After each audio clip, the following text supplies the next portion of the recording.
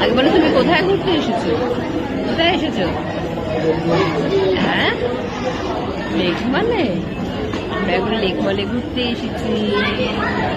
এবার কি করব এখানে? আমরা কি করবো? হ্যাঁ, বসো, আমরা বসে বসে একটু লোক দেখছি, তাই তো? তাই তো বাইরে যাবো বলে